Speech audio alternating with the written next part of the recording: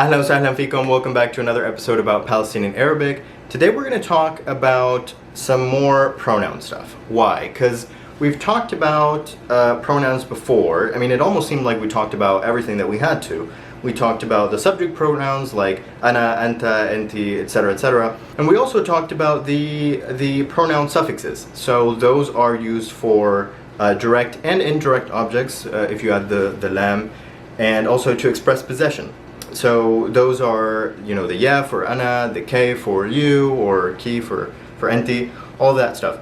So that should cover everything, right? But there's actually one type of pronoun that's kind of missing, and honestly, it kind of rarely comes up, but when it does, when you do need it, it's really, really useful to know. And I feel like I went a long time just learning Arabic and speaking Arabic without really understanding this concept very well. And whenever it came up, I was like, I really need to figure out how to say that because it's always throwing me off. So here's the thing. So right now, the only way that we know how to express like the object of an action with a pronoun is with a suffix, right? We know that the suffix also expresses possession, but what we've already learned how to do is to also instead of using a suffix for possession, we know how to use other words too, such as taba. So blah blah blah tabai is the blah blah blah that belongs to me. So my da da da. Instead of using the ya suffix. Now that's very useful because sometimes the word doesn't really accommodate a suffix very well, or for whatever other reason you just want to separate the expression of possession from the actual word itself, so you don't want to use a suffix. So in cases where you want to do that, we know how to use a separate word to express possession. But what about object?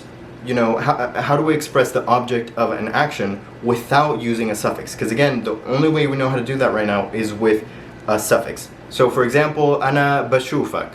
So I see you. So the K is for you, right? But the only way that we know how to express that object is with a suffix. There's actually, though, some separate, there's a separate word that can basically function as an object pronoun. So what's an object pronoun and how does that relate to a subject pronoun, and like what's the difference and what's going on there? Okay, so in English too, I'm going to use English as an example. You have pronouns, you have subject pronouns, and you have object pronouns, and they're not necessarily the same. Okay, so the subject pronouns. I'm going to talk about the first person and the third person. So the subject pronoun for the first person is I. So I eat cake. And the subject pronoun for the third person is he. So he eats cake. So the subject pronoun is just the pronoun in the subject position of a sentence, so the one who is doing. The object pronoun is the same concept, but when the pronoun is occupying the position of the object in the sentence. So that would be, for the first person, it's me. So you saw me, right? So I is not me. I is the subject pronoun and me is the object pronoun. Likewise, he and him. So he saw me and I saw him. Do you see what I mean? There's these two possibilities. In Arabic, really the pronouns that everyone knows are the subject pronouns. It's not that there's a whole set of object pronouns, there's not, but there's a little kind of word, it's a very special kind of cool thing, but there's a kind of word that once you add suffixes to it, it basically works as a separate object pronoun that you can use instead of using the suffix. Okay, so that was the sort of abstract explanation of it. Now let's dive into it. So that word is iya. Okay, by itself, don't use it. It really does not, I really don't think it can be used by itself. I've never seen that. Basically what you want to do is to get all the object pronouns, you're just going to add whatever suffix you should use to that word. So I told you we weren't going to use suffixes, but I guess my point is that here the suffixes are attached to something separate, and it goes entirely separate from the word that ordinarily would have taken that pronoun. So it's basically not too complicated. This is what they would look like. You have yay, yak, yaki, yeah. Just there's actually the H is not pronounced, so it's just yeah. Yaha, yana, yakom, yahom. Again, this is not even very common to use, but when it does come up, it's really, really good to know. So I figured I would bring this up now. I mean, I've never said yana, but I mean, I guess you could. In any case, I'll give you some examples of what types of sentences you could use these in, and then you'll see why it doesn't come up too frequently, but it is useful to know.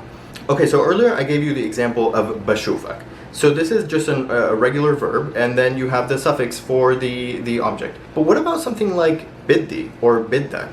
So here, this means, we talked about it last time, it means I want, but the thing is that because it's not really a normal verb, in order to conjugate it, you have to use the suffix.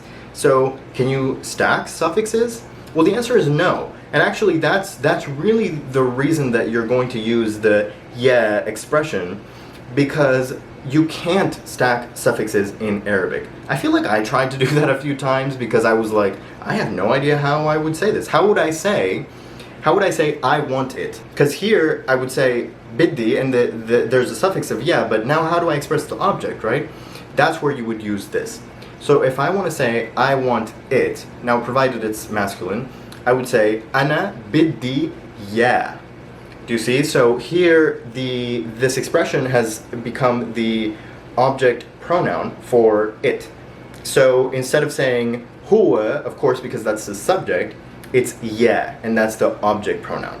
See, if you contrast that with the bashufak example, there you can just use a suffix, but in this case you can't with the biddi because there's no way to stack these pronouns. So sometimes, even though it's rare, sometimes you are required to use it because there's really no other way.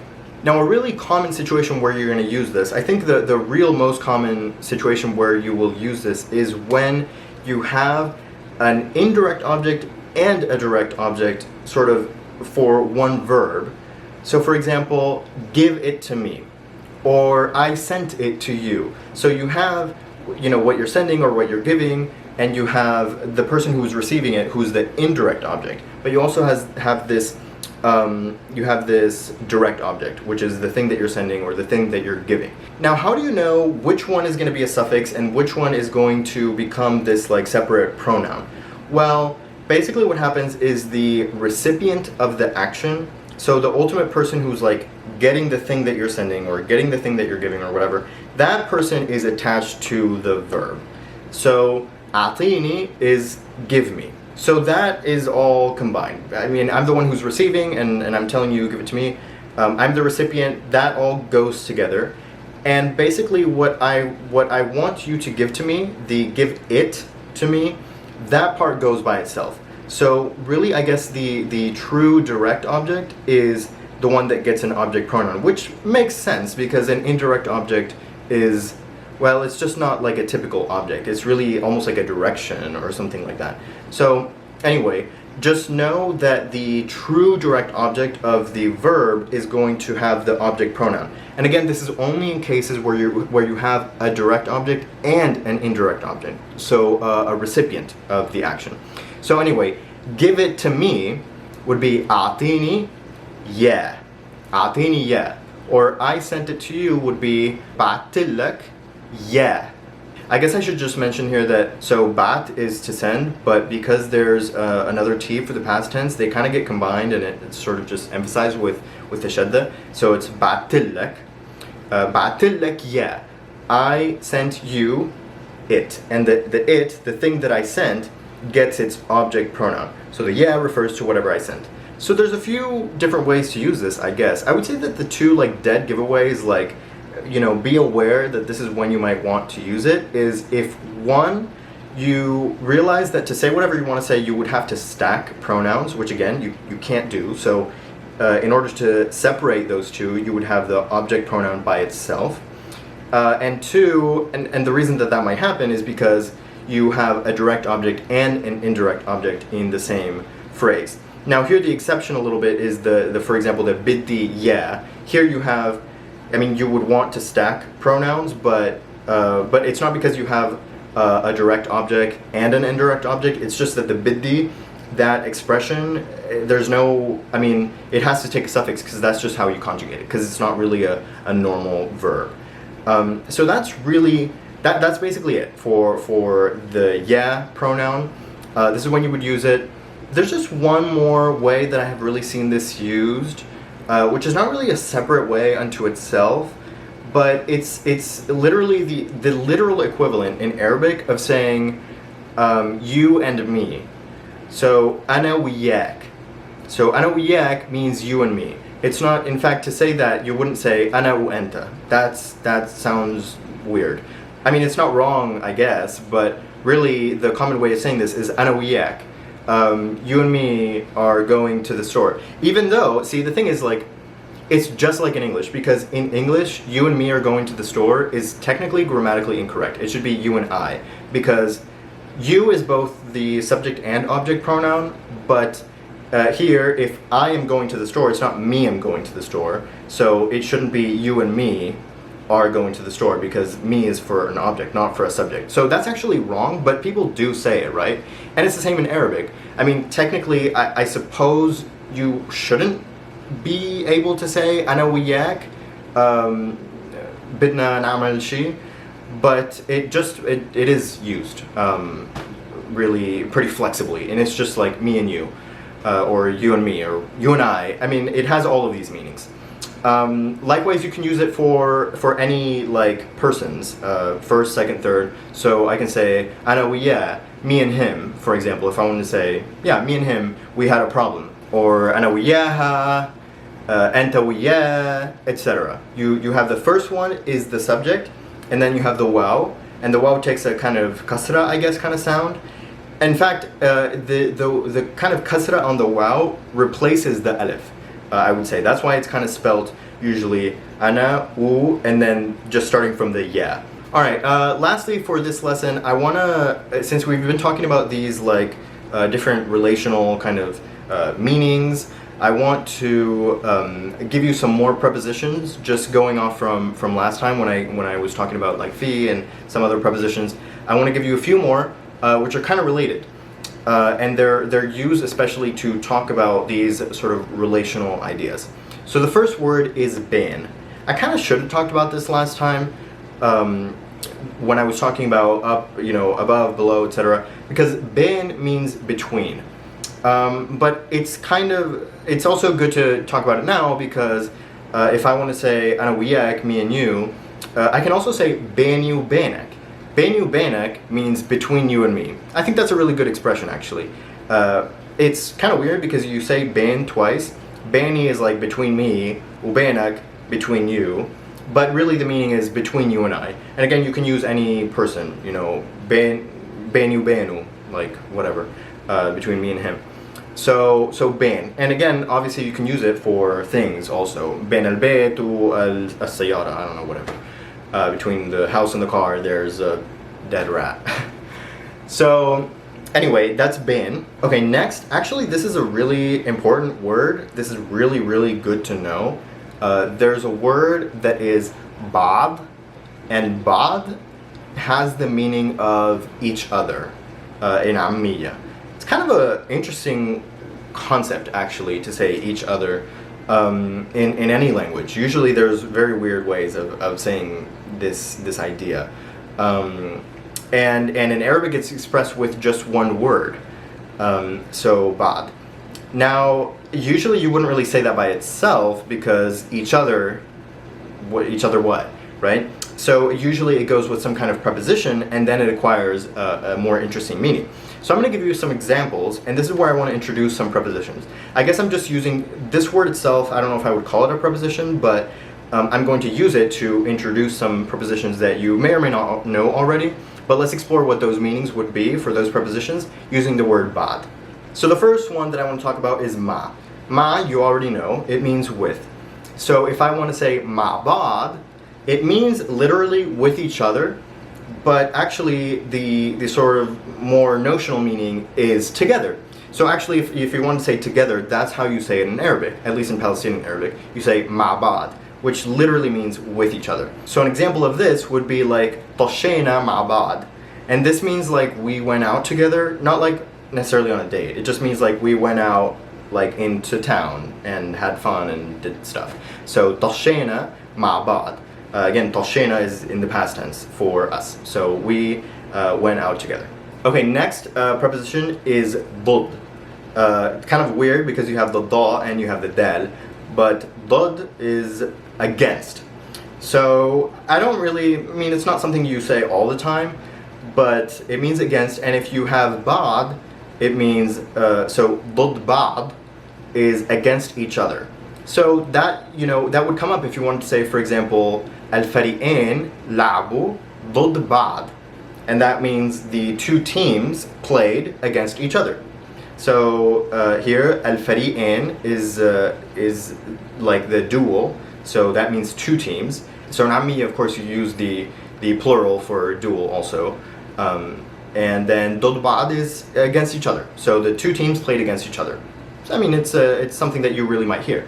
So that's how you would use ضد, for example. Okay, next preposition that I want to talk about is has a lot of meanings also, kind of like fi, not really like fi, because fi is a very loaded word. But the next word is an. Now an, I think in Fusha also, it can mean about.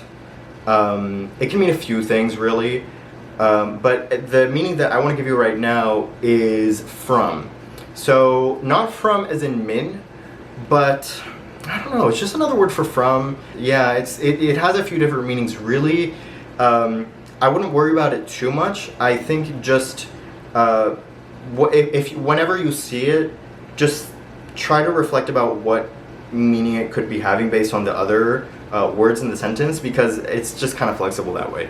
But if you use it with bad, it has this meaning of from, but not from, again, not like min, but more like against kind of from. So an example of this is الأختين مختلفات عن بعض. So this means الأختين is the two sisters, مختلفات is different, plural, feminine, مختلف is different. So مختلفات is they are different. عن بعض means from each other. Do you see? So it's not like from as in min, but from each other. So the two sisters are very different from each other, for example. That's a common expression, you know, that you might say with an.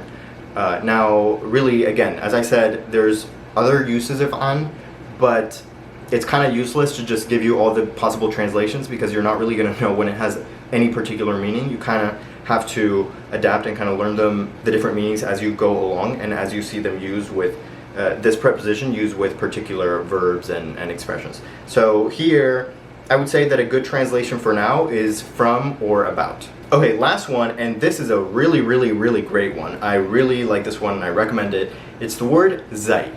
Now, zay means like, as in resembling, or as, you know, just as. So if I want to say zaybad, zaybad means like each other. Or, you know, you can just say zay by itself. You know, it has many uses like that. Like zayi, like me. You know, who is zayi? He's like me. Or you can say, for example, I made the sentence myself, Israel America zay bad. And it means Israel and the United States are like each other, which they really are. And that's zay bad, they're like each other. Or, you know, the father and son, you know, they're zay bad, like each other. Again, all of these prepositions, ma, dod, an, and zay, these four, they can be used by themselves, they can be used with different verbs and different expressions. I just wanted to introduce them using bad, which is a very useful word and concept to have under your belt, and you can use them with all of these. So I really love that word. You also got ben, and we talked about the yeah. So that's all for today. Thank you for watching, and I'll see you next time.